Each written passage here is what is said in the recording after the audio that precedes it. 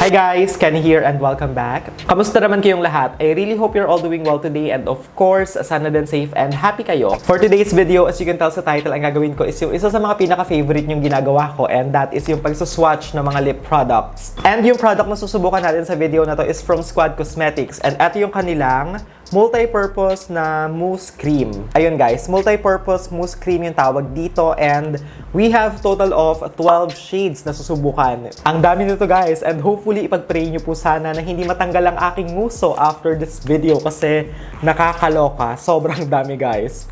12 shades. I have been wanting to test this product simula nung nakita ko siya sa Instagram nila Riza, nila May, nila Rai, ni Ray.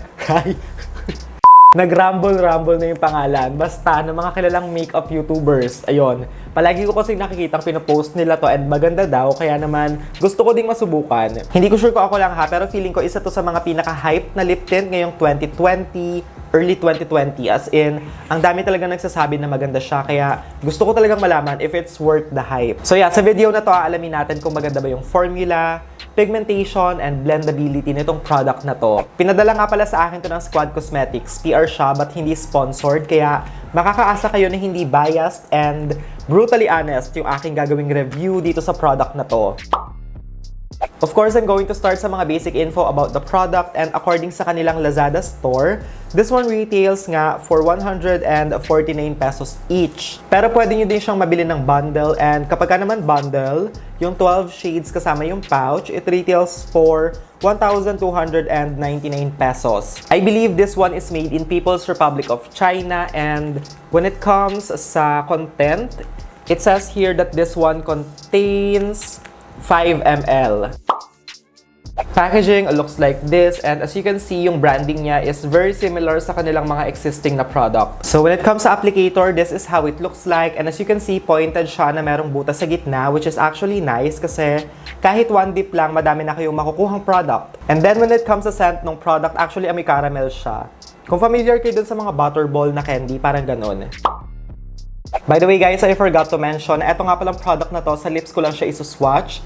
Tapos siguro sa cheeks, pipili na lang ako ng isang shade. Kasi kung lahat sila isuswatch ko sa aking cheeks, aabutin tayo ng 48 years. Hindi natin kaya. So, ayun, pumili na lang tayo ng isa. First color na susubukan natin is called Fancy.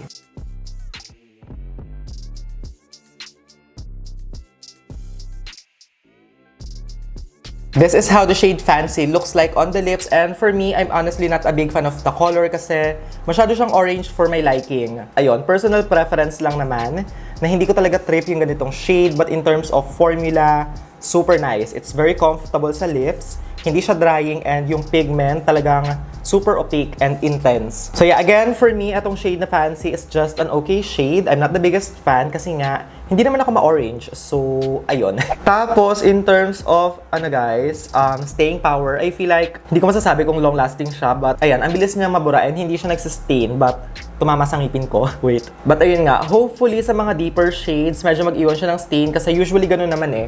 Kapag ka-light yung color niya, konting-konti lang yung tint, or kaya wala siyang naiiwan. Second shade is called Sunny. This one naman, feeling ko parang medyo may pagka-peach yung color niya, na pink yung undertone. But hindi ko din sure. So, iswatch muna natin siya.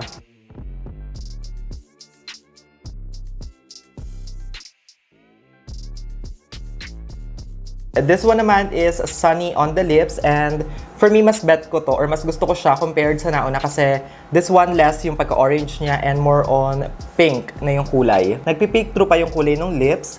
It's a little bit patchy but the color is nice. If you have light to medium skin complexion, this one is really nice. I'm very sure na talaga magko-complement sa skin niyo yung kulay. Third color na susubukan natin is called Blight.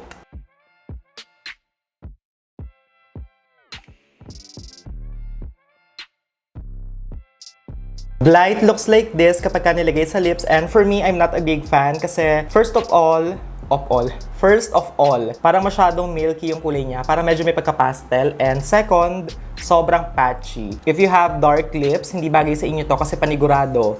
Magpipick through yung lips nyo. Dahil sa akin, kitang-kita, talagang uneven and patchy siya. This one, maganda siya kung maputi kayo if you have light complexion. But if you have deeper complexion and dark nga yung lips, I'm very sure hindi nyo siya magugustuhan. Madi-disappoint kayo. Again, in terms of formula or feeling sa lips, Sobrang comfortable talaga, very consistent, maganda yung feeling niya.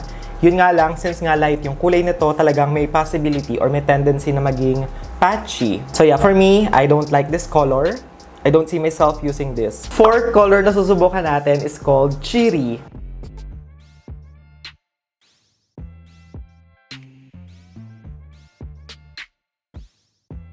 Ito naman si Cheery on the lips, and for me, I like this one. Maganda yung pagka-pink niya kasi it's not too bright and hindi din naman siya pastel.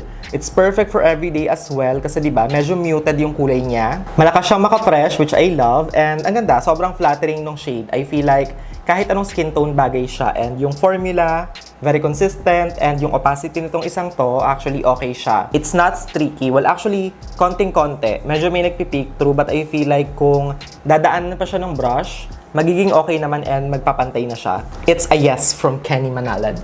Fifth color na susubukan natin is called Gleeful. This one, feeling ko magugustuhan ko siya kasi very parang may lips but better shade.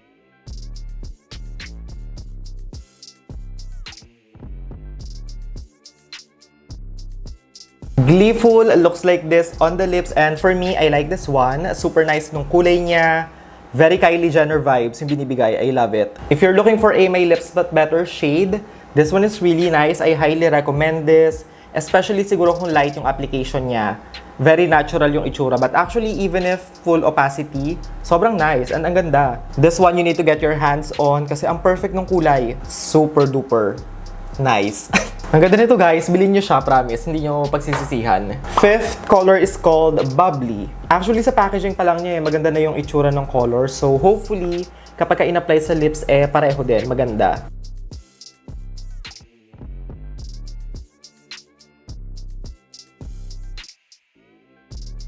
And ayan guys, eto naman si Bubbly on the lips, and for me, I like this one as well kasi even though deep or dark na yung color niya, it's still very wearable, and I feel like etong isang to, mas okay siya or maganda din kapag sa inner part nyo lang nilagay tapos parang inombre effect nyo or parang blotted lips. But yeah, overall for me, I really like this shade. Definitely one of my faves, and maganda din yung formula niya guys. It's not patchy. Medyo tumatransfer lang siya sa ngipin. But ayun nga, sobrang okay nung formula ng product. Ito namang hawak ko ngayon is called Jolly. And dito naman sa shade na to, para siyang may pagka-mauve or pagka-purple na color.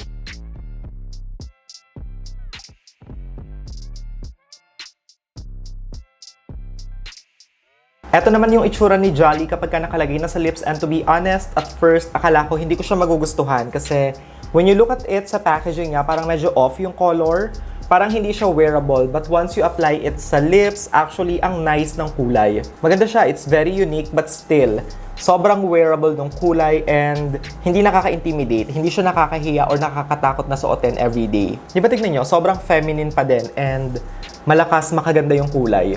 This next one naman is called Jovial.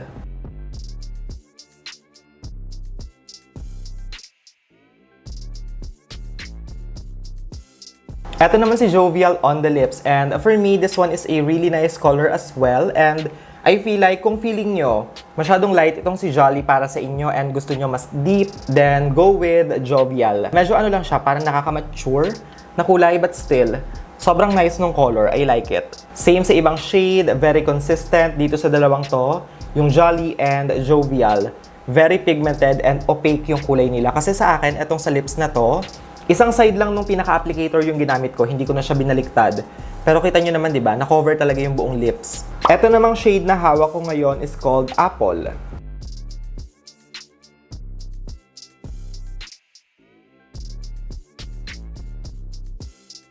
This is Apple kapag ka nakalagay na sa lips, and maganda yung kulay niya kasi it's very classic. Ito yung klase ng tint or lip mousse shade or lipstick shade na hindi nawawala sa uso. I mean, all year round, pwede nyo siyang suotin and wala siyang pinipiling wala siyang pinipiling skin tone. Bagay na bagay siya. Oh my God, nagtatransfer sa ngipin. Ayan nga, guys. Be careful nga lang kasi nagtatransfer siya sa teeth. Anyway, moving on. Ayun nga, kagaya na sabi ko kanina, sobrang classic nitong kulay na to, and I feel like kahit anong edad, bagay na bagay siya. Tinitingnan ko yung sarili ko kasi baka mag-transfer. But ayun nga, okay yung kulay niya. Very classic. It's a really nice shade. 10th color na aking isuswatch is called Mary. Ito ding isang to guys, classic red yung color niya and perfect yung name kasi di ba red is Christmas.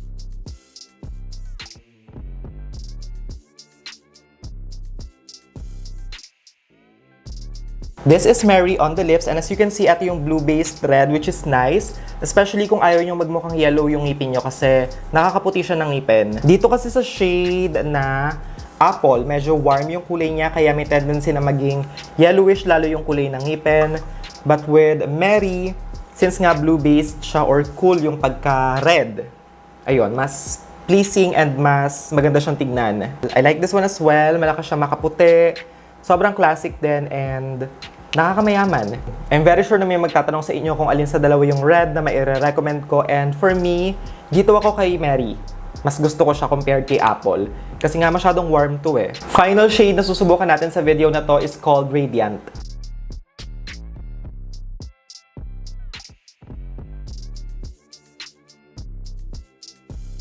Ito naman si Radiant kapag ka nilagay sa lips and for me, I like this one as well. It's actually really nice and perfect tong parang holiday lipstick shade like for Christmas, New Year's Eve, mga ganun. Kasi ang classic din and parang, alam niyo yun, perfect siya for evening events. Medyo patchy lang siya ng konti but forgivable naman kasi hindi naman to liquid lipstick. This one is a mousse or parang, di ba, multi-purpose na mousse. So yeah, for me overall, I like this one as well and I can see myself na ginagamit to kasi sobrang perfect niya and maganda itong gamitan kapag ka naka-bold ka na eyeshadow, kapag ka naka-smoky eye kasi ang palaban ng shade. Kagaya ng sabi ko kanina, susubukan natin yung isa sa mga shades sa aking cheeks and yung napili kong i-test is Gleeful kasi I feel like ito yung pinaka-maganda sa cheeks. I actually don't know kung gano'ng kadami yung ilalagay ko so I guess mag-start tayo sa, ayan, 4 na maliliit na dots. Tapos, i-blend lang natin siya using our finger. And by the way guys, may powder na nga pala ako and nakaset na yung aking base. And ayan guys, as you can see, it looks really nice. Malakas maka-fresh yung kulay niya. It looks very natural on the cheeks and in fairness naman, hindi niya masyadong na-pick up yung foundation. Pero feeling ko mas okay pa din talaga kung ilalagay nyo to bago kayo mag-powder. That way, hindi siya magbuo-buo kasi pwedeng mangyari yon. Anyway, ayan, maglagay pa tayo ng konti kasi naaaliw ako sa kulay. Sobrang bet ko yung shade. Tsaka in fairness guys ha, hindi siya malagkit. Very comfortable yung feeling niya sa skin and maganda, I swear. Sobrang ganda ng formula nitong product na to. See that, di ba oh? Ang ganda ng kulay niya sa cheeks. Para ka lang nainitan, ganun. Para kang galing ng beach, tapos sun-kissed. Ganun lang yung ganapan niya. Okay guys, so this time ang gawin naman natin is subukan natin siya sa lips. But instead of applying this product ng full-on, gawin natin siyang parang ombre or blotted na effect. So first color na ilalagay ko is Gleeful.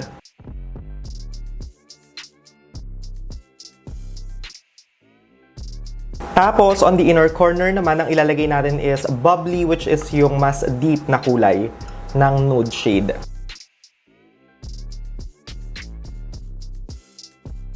Grabe guys, 2 shade pa lang pero sobrang ganda na ng itsura niya. And most especially siguro kung mas blurred pa yung outer part. It's so nice, ang ganda ng effect. So this next part is actually optional and gusto ko lang siyang itry. But maglalagay pa ako ng mas deep na kulay and ifo-focus natin siya sa pinaka-inner part talaga. Ayan guys, konting-konti lang. And ayan guys, eto naman siya kapag hinaluan pa natin ng shade na Radiant. And for me, mas prefer ko to kasi diba, tignan nyo, mas deep yung inner part. Kaya ang ganda tignan. Kaya ayun guys, if you're planning to do this kind of lip, kailangan nyo is actually 3 shades. Bubbly, Radiant, and Gleeful. Pero promise guys, it's super duper worth it kahit bilhin nyo tong 3 to kasi pwede nyo naman silang gamitin ng individually and pwede nyo paghalu-haluin. So ayun guys, overall for me, I really like the formula of this product. I enjoyed using it and for its price na 145 pesos, to be honest, super duper sulit. Mali, 149 pala siya guys. But ayun nga, still, sobrang sulit pa din kasi less than 150 lang. So medyo mabilis na guys kasi feeling ko nasabi ko naman na lahat. So formula muna tayo. In terms of formula, sobrang nagustuhan ko siya kasi it's very lightweight. It's comfortable on the lips and pigmented. Ito yung klase ng product na kahit isang tuldok lang, especially sa cheeks, marami na siyang magagawa or mako-cover. Tapos sa lips naman, kahit yung ano lang, sa applicator niya, yung isang side, okay na, kaya nang makover yung buong lips. Hindi nyo na kailangang mag-redip or, alam nyo yun, pabalik-balik. Staying power, unfortunately, hindi ko masasabi sa inyo kung long-lasting ba to kasi hindi ko siya matetest or mawa-wear test. But based sa pag-remove ko using wipes, actually, medyo mabilis siyang matanggal. Tapos, dun sa mga deeper shades lang, medyo nag-iiwan ng stain. But sa mga lighter shades, wala. Kapag binura nyo siya, talagang malinis, tanggal lahat. Color selection is actually really nice kasi you have a lot of colors to choose from. But personally for me, actually, 4 lang yung pinaka nagustuhan ko talaga or pinaka-favorite ko. And yung mga shades na yon are Merry, Bubbly, Radiant, and Gleeful. Thank you guys so much for watching. I love you all so much. Stay safe. And I hope to see all of you again on my next one.